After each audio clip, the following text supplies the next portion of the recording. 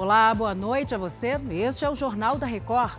Presos em São Paulo suspeitos pela morte de ambientalista na represa Billings. Ministro Alexandre de Moraes propõe restringir porte de arma no dia da eleição. Pelas semifinais da Copa do Brasil, o São Paulo perde em casa para o Flamengo. E o Corinthians busca o empate contra o Fluminense no Maracanã. O Jornal da Record já está no ar.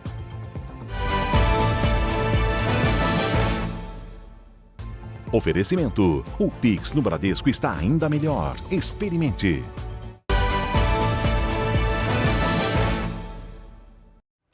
A gente abre esta edição do Jornal da Record com a prisão de 4 jovens que estavam no barco com o ambientalista que morreu no começo de agosto em uma represa aqui de São Paulo.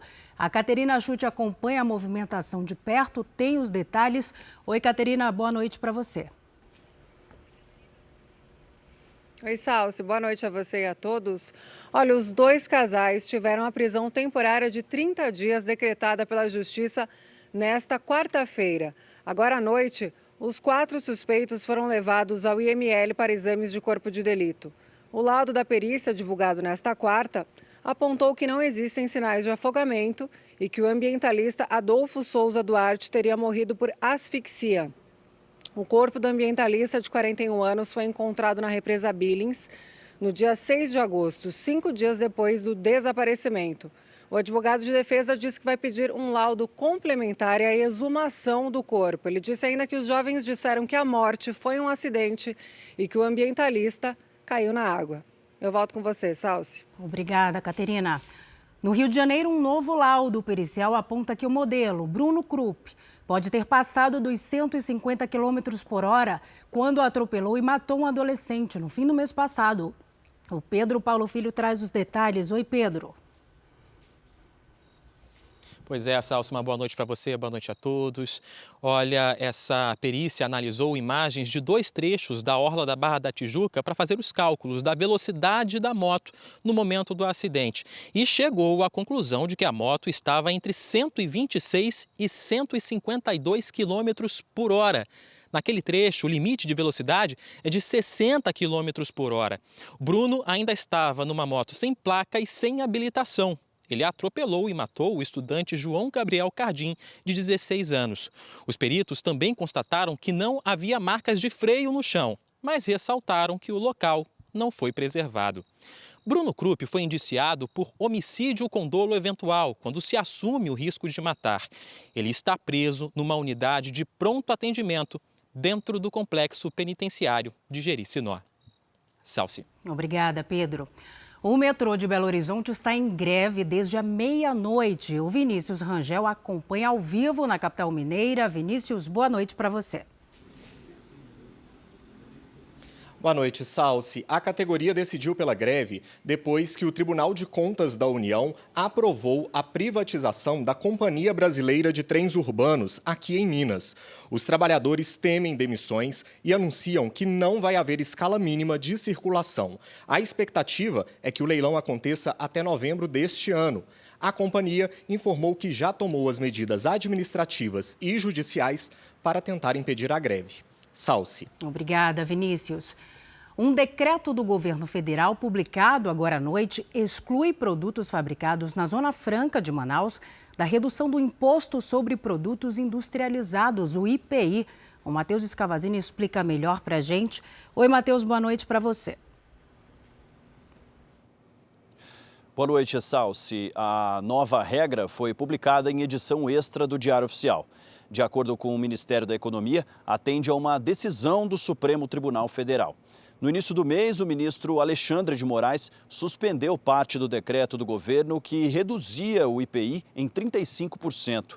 O decreto dessa quarta suspende a redução para os principais produtos fabricados na Zona Franca de Manaus. As indústrias da Zona Franca já têm isenção de IPI, mas os produtos fabricados por lá perdem competitividade quando o imposto é reduzido em outras regiões do país. Por conta disso, cerca de 170 itens tiveram a alíquota reestabelecida.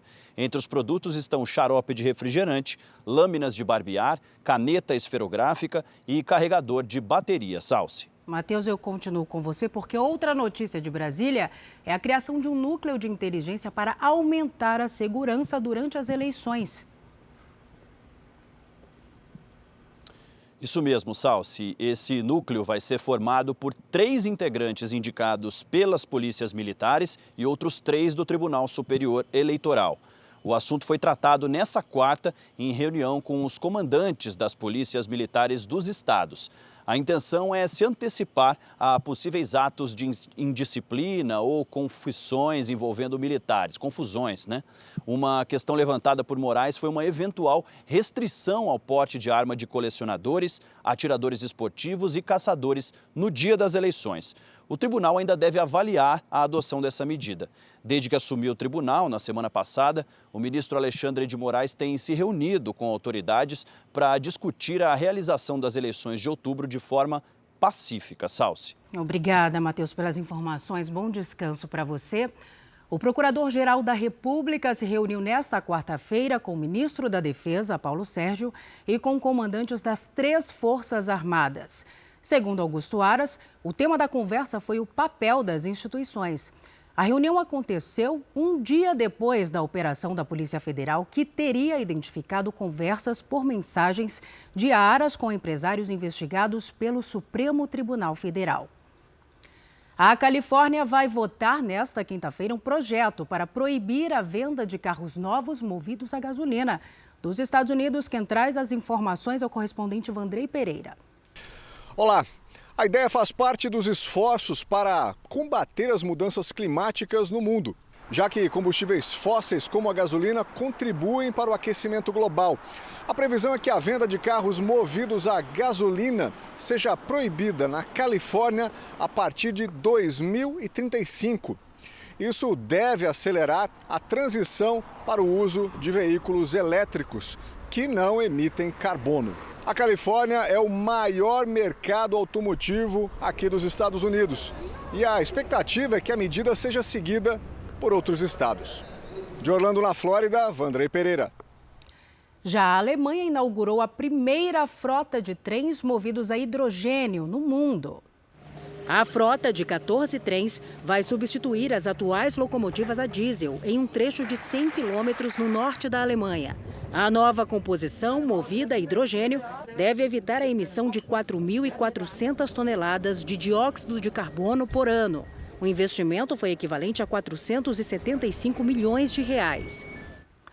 E um adolescente de 17 anos se tornou a pessoa mais jovem a voar sozinha ao redor do planeta. Mac Rutherford percorreu mais de 54 mil quilômetros e passou por mais de 30 países. A viagem levou 5 meses. O adolescente belga-britânico também é a pessoa mais jovem a voar ao redor do mundo em um ultraleve. Com um sorriso no rosto, ele exibiu os certificados. Agora, Rutherford pretende voltar para a escola e colocar os estudos em dia. E agora o futebol, no JR 24 Horas. Nesta noite foram disputadas as primeiras partidas das semifinais da Copa do Brasil. No Maracanã, o Corinthians esteve atrás no placar por 2 vezes, mas foi buscar o empate com o Fluminense. Com apenas 40 segundos de jogo, Fagner dividiu a bola com John Arias. Depois de consultar o VAR, o árbitro marcou o pênalti. Paulo Henrique Ganso cobrou bem e colocou o Fluminense na frente. O empate do Corinthians saiu depois de um erro do Fluminense no meio do campo. Yuri Alberto deu belo passe e Renato Augusto fez 1-1. Também com 40 segundos, mas no segundo tempo, o Fluminense ampliou. A defesa do Corinthians não afastou totalmente e Arias pegou bonito, de primeira. O Corinthians não desistiu e foi recompensado no finalzinho da partida. Depois do erro na saída de bola do Fluminense, Roger Guedes fechou o placar 2-2. A vaga na final vai ser decidida em 15 de setembro, na Arena Corinthians, em São Paulo. Na outra semifinal, o Flamengo superou o São Paulo e os mais de 50 mil torcedores que lotaram o estádio do Morumbi. A torcida não intimidou o rubro-negro carioca, que abriu o placar na cabeçada de João Gomes. Na segunda etapa, Gabigol aproveitou o rebote do goleiro Jandrei e fez o segundo. O São Paulo ainda diminuiu com Rodrigo Nestor.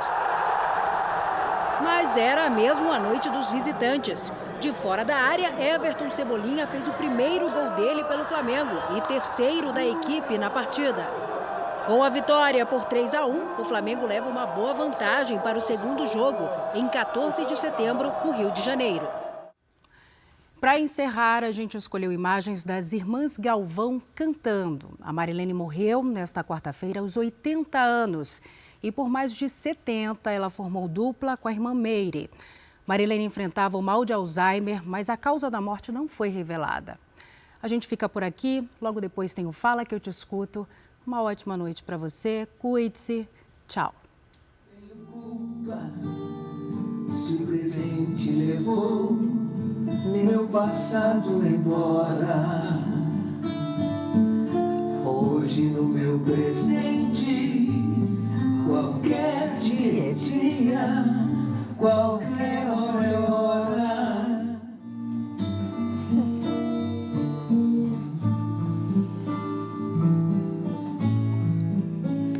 Você não tem culpa se os seus sonhos se foram. Em mim, fala mais alto, mas meu